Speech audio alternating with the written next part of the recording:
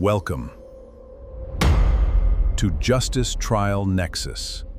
Today's episode takes us to Harris County Criminal Court in Houston, Texas, where Judge David Fleischer has built a reputation for scrutinizing the state's evidence and ensuring the government meets its constitutional obligations. Across a series of recent hearings, Judge Fleischer presided over probable cause determinations for 3 different defendants, and then returned to one of those defendants for a separate proceeding, raising its own distinct legal questions. So let's dive right into our first case, Michael Jones, who was charged with interference with public duties on January 10th, 2025. Mr. Jones failed to appear at his first setting on January 17th, 2025, resulting in his bond being revoked and a warrant being issued for his arrest. He was taken into custody on February 17th, and on February 19th, attorney Lisa Tichy appeared in front of Judge Fleischer to argue probable cause on Mr. Jones's behalf. Hi, good morning, Judge. My client is Michael Jones, and he's in custody, and he's asked me to argue probable cause for him, and so I Sure, shall. of course. You ready? Yes, Judge. Does he need to be brought out, or do you, I don't know your process. Mr. Jones, please. Yeah. It's only fair because it's his case, so we might as well bring it No, up. he asked me to do this, and so I told him I would. Yeah, it's Michael Jones. Yes, Michael Jones. He must be unhappy, huh? Asked him to breathe. Or hungry. Asked him to breathe. Good morning. How are you? Hey, buddy. If you're banging on the door, you got to be careful because you break something, you're gonna catch another charge. So be careful banging on those windows because they break very easily. All right. So you were Michael Jones. Mr. Jones, we're talking about you, so that's why I wanted to bring you out. It's only fair that you get to hear what's going on with your case. Your lawyer wants to challenge probable cause in this case. You're charged with interference with the duties of a public servant. You are facing up to 6 months in jail and or a $2,000 fine. That's what you're charged with. I don't know. So I'm going to have them read, and we're going to do probable cause to see whether we're going to go forward or not. Okay? Okay. What happened? On January 10th, 2025, the officers in official uniforms and riding in a marked patrol vehicle were dispatched to a disturbance at a residence in Harris County, Texas. The officer observed the defendant standing outside the location, being told to leave by the resident, to which the defendant refused by verbally yelling at the resident in a loud, aggressive tone of voice. The officer announced themselves and observed the defendant begin to walk away. The officer gave the defendant a verbal command to put his hands behind his back, and the defendant pulled his hand away. The defendant refused to comply with verbal commands, and the defendant held his arms to his chest as the officer attempted to detain him. The defendant continued to refuse additional commands to stop resisting and put hands behind his back. He yelled at the officer in an aggressive tone and shouted out loud, "Don't let them take me." The officer performed a leg sweep and continued to struggle handcuffing the defendant due to him pulling away. The officer began to roll around while on the ground and reached the officer's hands to prevent him from being placed in handcuffs. The officer continued to give commands, and the defendant continued to refuse. I get it. But what's he doing? I mean, he's walking away. That's what they wanted. Right? So, No. Just losing?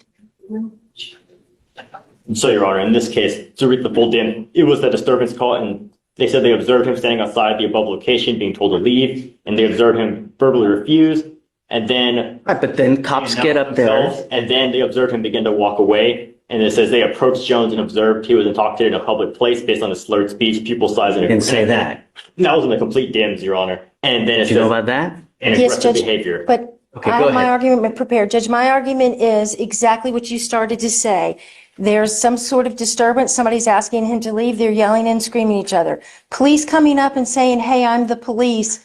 You can walk away from that all day long. My client did walk away from that. My client's loud and emotional, as you can tell here today. You're allowed to walk away emotional, yelling, screaming, even using profanity in this state if you want to. Then the cops come up to him and suddenly there's some kind of unfounded allegation of intoxication. There's absolutely no facts other than that statement. "I smell marijuana. You look intoxicated," because it looks like he walked away and the cops didn't want him to walk away. And so now they need a reason to arrest him. My argument is based on if he's charged with interference with a public servant, that doesn't come until later. He has to be lawfully arrested and lawfully detained or lawfully with the police before that even occurs. Walking away when a resident tells you to leave and all you've got in your sworn statement is, "We identified ourselves as police," so what? Everything that happens after that is fruit of the poisonous tree. So they go up and they see that he possibly could be intoxicated. So does it go into a potential public intox investigation? If it does, they need to announce that. You can't just walk up to me and say, I'm the police, stop. We don't live in that kind of society.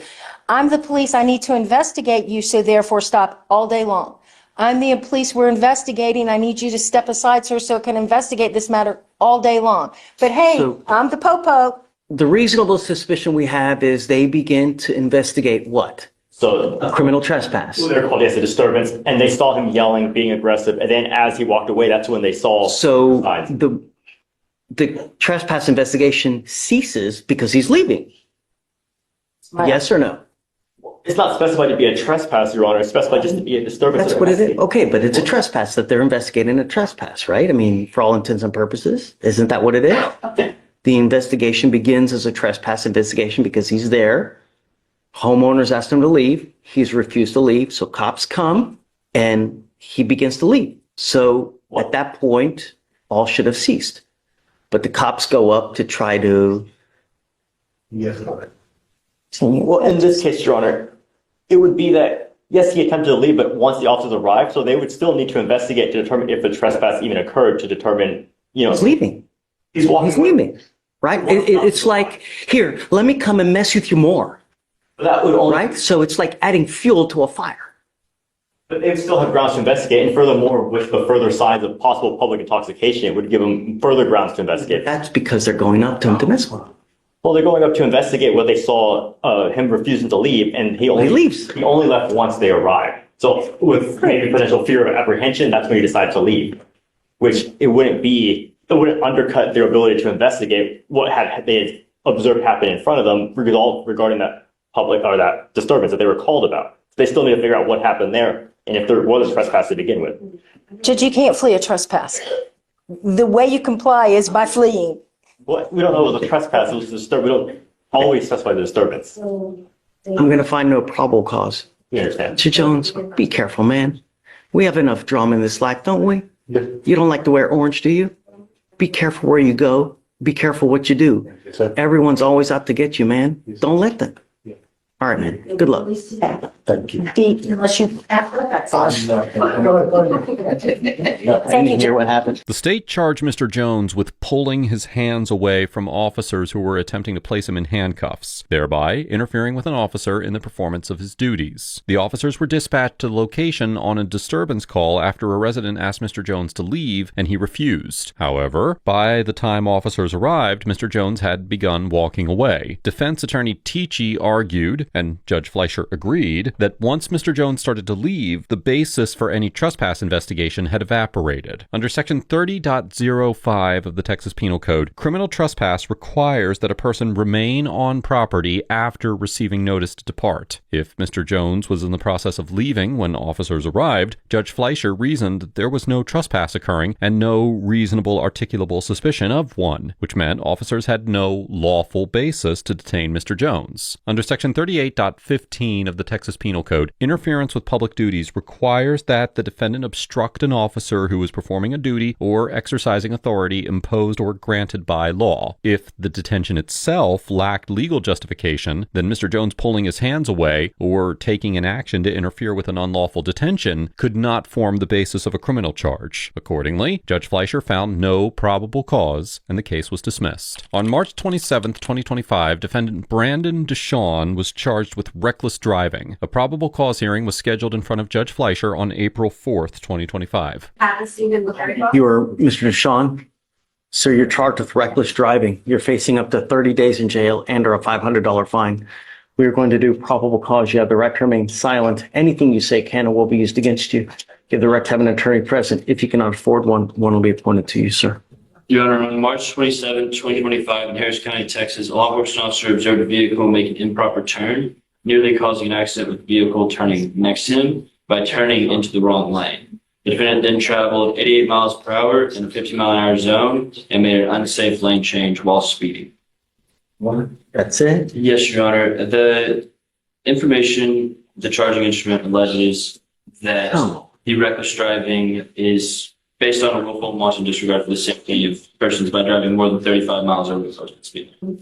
I'm going to do this. I'm going to take more time with yours. Just take a seat for me in the jury box so we don't forget about you, Mr. Sean. I'm not ready to make a ruling on this yet. Grab your stuff. Just hang tight with me. Can you point him somewhere real quick? Yes. Yeah. Reckless driving, Judge Reed. Do you want him up? No. I had a bit of an issue with this. That's why I wanted to appoint him someone to see. Can you read me the DIMS again, Alex? please? Yes, Your Honor. So on March 27, 2025 in Harris County, Texas, officer observed the vehicle made an improper turn, nearly causing an accident with the vehicle turning next to him by turning into the wrong lane. Defendant then traveled at 80 miles per hour in a 50 mile per hour zone and made an unsafe lane change while speeding. Also, I watched the video for this one, so I can answer questions on what actually was observed or what I observed on video. So well, let's break it. Complaint, it basically alleges unsafe lane change. It doesn't really. Is that the basis for the reckless driving, the unsafe lane change? So the way that the charging instrument reads is essentially word for word is a reckless driving vehicle in willful and wanton disregard for safety of persons and property by driving more than 35 miles per hour over the posted speed limit, making unsafe lane changes, causing other drivers to have to take evasive action and avoid collision with the defendant's vehicle. Is that what you saw? As I did not observe any vehicles having to take evasive action. What I observed specifically was the defendant coming out of the parking lot on Theater Road. He does cut across 3 lanes to go to the far lane, but I didn't see any vehicles having to take evasive action, slam the brakes on. In terms of speeding, I'm not sure if he was speeding or not, but it did look consistent with the flow of traffic with the exception of passing other vehicles. I'm going to admonish you. I think that's fair, Your Honor.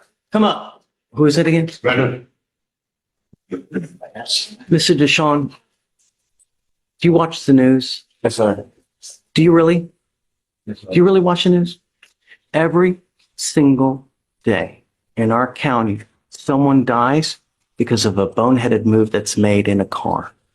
Every single day, not just one, multiple lives are taken on our streets just because people drive in such a manner that they end up killing someone. Yours is not the worst, and I'm going to find no probable cause. But be safe. You know, we're not asking for much. Don't drive unless you have a license. Don't drive unless you have car insurance. I tell you, I get so many emails every week because people, how can you help me? Because I have someone that's suing me for $50,000 because I got into an accident and crashed and I broke their car. They literally ask me to represent them and help them because they don't know where to go to, where to turn because someone filed a lawsuit against them. If someone does that and you get a judgment against you, you're hosed. Get car insurance, and when you drive, do it in a manner that you're not going to injure or kill someone. We're not asking for much, all right? We had a conversation about that already, Judge. Be safe. It's not much. You know, if you got to get somewhere in a hurry, leave earlier, all right? All right, I'm going to find no probable cause in your case, all right? Take care, man. Be safe. If I see you back, it's not going to go. All right, please. Thank you, Your Honor. Thanks, Alex.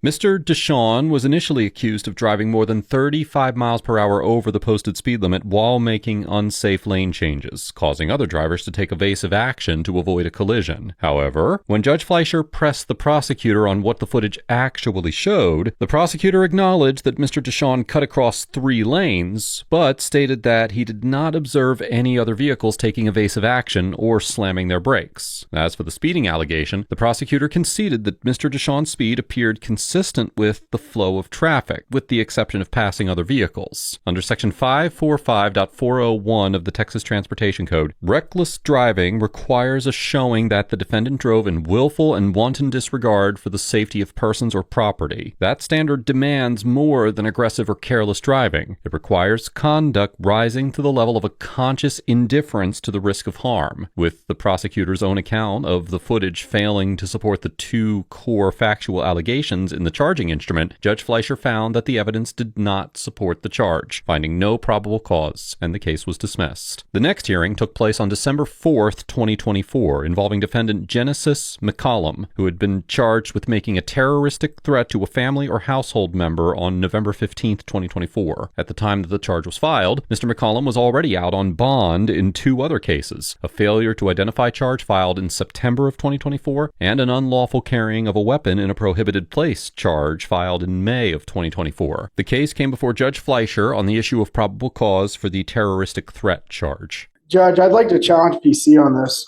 new charge. Okay. Have you heard it yet? I mean, I've read it. Okay. That's why I wanted to know whether you've read it or not. Okay. All right, Mr. McCollum, good morning, sir.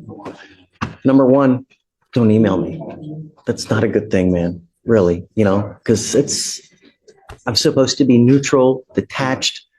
So I don't know what happens until if it goes to trial. So just, it's okay. But just from now on, all right. So you now stand charged. You picked up a terroristic threat of a family or a household member. You're facing up to a year in jail and or a $4,000 fine. We're going to do probable cause. You have the right to remain silent. Anything you say can or will be used against you. You have the right to have an attorney present. If you cannot afford one will be appointed to you. I don't know what happened in this case. I'm just now seeing it for a first time.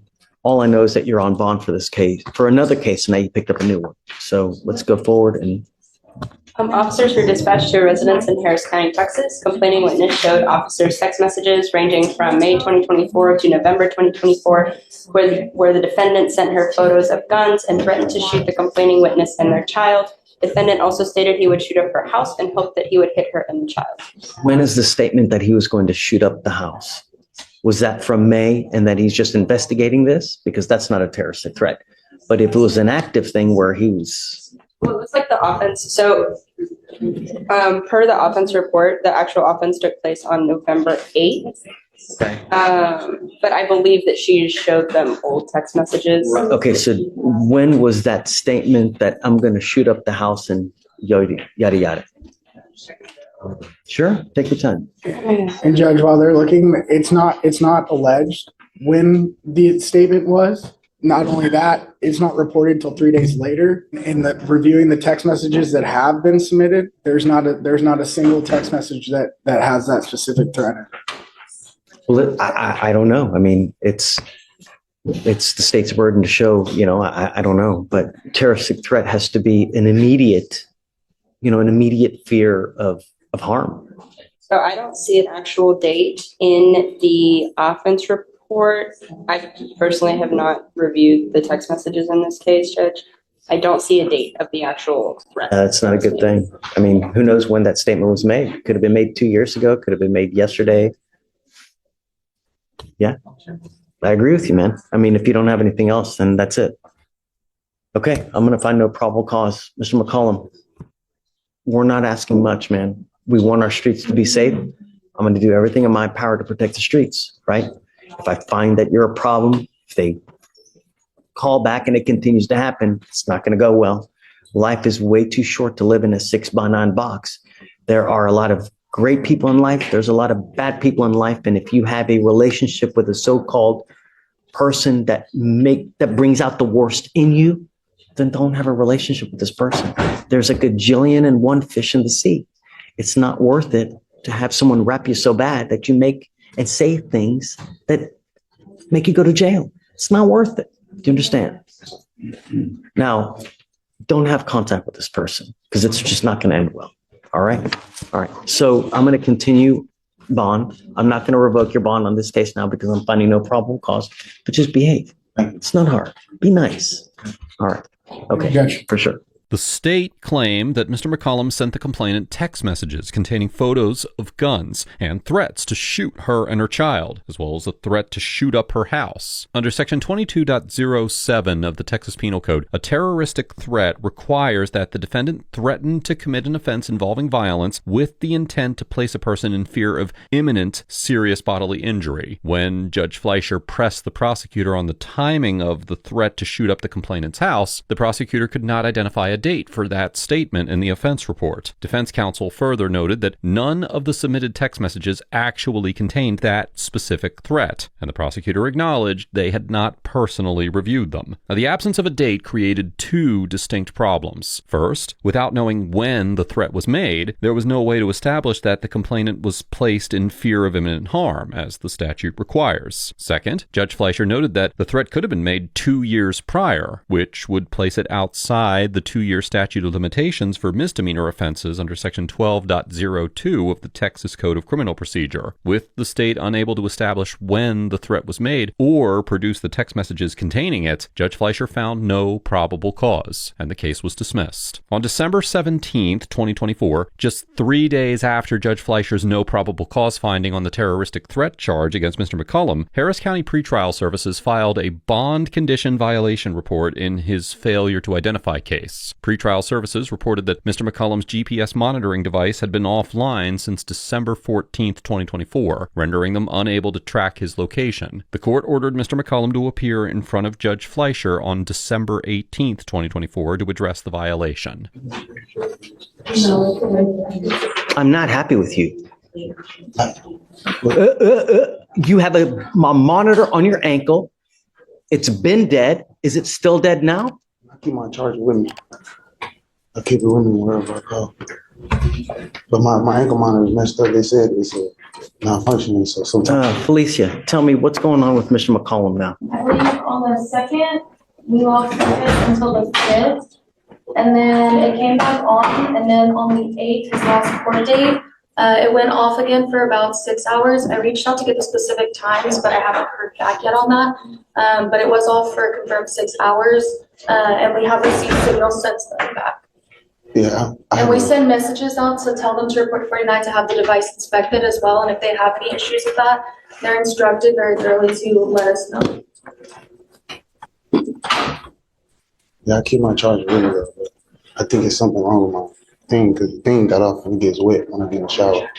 You keep your charger on you, but you don't use the charger because it has gone dead over and over. And I don't care if you come here with a baby to try to save your ass from going into custody. I'm not trying to save him. I'm the only one that could watch them right now.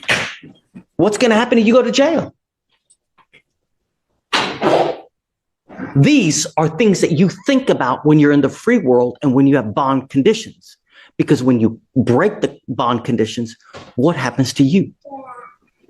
I did call them and tell them that I think it's a malfunction with my team. They said they could see my signals and they give me. You repeatedly have the device that goes out. I'm going to do this. I'm going to do that. I'm going to call this people. But you are, though. The device has gone dead. 3 days over there. Now 6 hours over here. What am I supposed to do? I was unaware of it being dead. I put it on the charger. She's telling me they reached out to you. No, they do. Every time they call me, I put it on the charger. They call me. They do call me and I put it on the charger. Why do they have to call you to even tell you to put it on the charger, Mr. McCollum? Sometimes I'm at school. A lot of times a day I can't charge it at school. My charger is not close to my barber station. So why can't you charge it at night when you're at home with the baby? I do. Sometimes it acts as if it's charging, but it's not charging. So it's not that I'm not trying not to charge. I do try to charge it every day. Judge, I would ask if the court would instruct him to go by 49 Sanderson today, just for them to check the device, and if there is something wrong, for them to put it in. I'm putting him in jail. I don't know what you're going to do with this kid, man. I haven't done anything wrong, sir. I promise. But you have done something wrong. You've repeatedly done something wrong. But my ankle monitor, I didn't know it was dead. I promise you, I go to school every day. This is what I do. I go to school. How does the monitor let him know that it's dead? So we send messages, and then I also see a few times we send siren alerts to the device as well. Yeah, and then I have multiple dates of text messages informing the client to charge the battery. And they call me and I answer the phone and I charge it. I charge it every time they call me. I'm not making no excuse. This is what I do. I go to school every day. The reality is you tell me something, but the machine tells me something different, Mr. McCollum. That's the reality. Ask if we could get, can we get it inspected or get it checked out, please? Because I know it's not. That is what you're supposed to do at the first instance that there is a problem. I did call them and it's on record. You calling has nothing. It doesn't do anything. You have to actually go down to the place and have it serviced if it's malfunctioning. But you don't. No malfunctions with it, sir. I promise. I called them. They told me there was no malfunctions because it was going off at first when I was at school one time. I said, what's wrong with it? I've never been on ankle monitor before. So I said, what's wrong with it? I called them. They said, do you have service to outlet? I said, no, but I went to a place next door to my school and I tried to charge and they said they still not getting signal from me. They still weren't getting signal. So if we can get it changed or get it looked at least, Judge, I would ask if he could get a new device, if we could reset this a week, and if Here's what we're going to do. I'm now sending you for a drug and alcohol test. I want to know what, if anything, is in your system. Sir. Do you understand? Sir. You were to come back tomorrow. Don't come with a baby. Do you understand me? Sir. Don't come back here with the baby. Sir. Because if you're here and I put you in custody for one reason or the other, I will call CPS. Do you understand? Sir. But here, whoever you are, I don't care who you are, we will hold you accountable. And if you continue to piss on my leg and tell me it's raining, there will be issues. Do you understand? I will not entertain you telling me I got to do this, I got to do that, and I malfunction this. They reach out to you ad nauseum to tell you that there are issues, and you coming here and telling me, well, I don't know about this, I don't know, it's disingenuous. Nice, we get it. Ankle monitor looked just go to 49 San Jacinto. Where is that? 49 San Jacinto. First thing is first, I'm sending you for a drug and alcohol test. And then I will give you the benefit of the doubt right after. Have you go to this place to see if there actually is something wrong. You will be back here tomorrow. Understand? Okay, Hannah. Judge, they will, do you have someone else to watch the baby because they won't have a child? Do you have someone here with you today? No, sir. But I'll just wait outside the address until I can get somebody to come. Do that. Yes, Judge. All right. All right, you Joe. See you, Mr. McCollum. We'll see you tomorrow.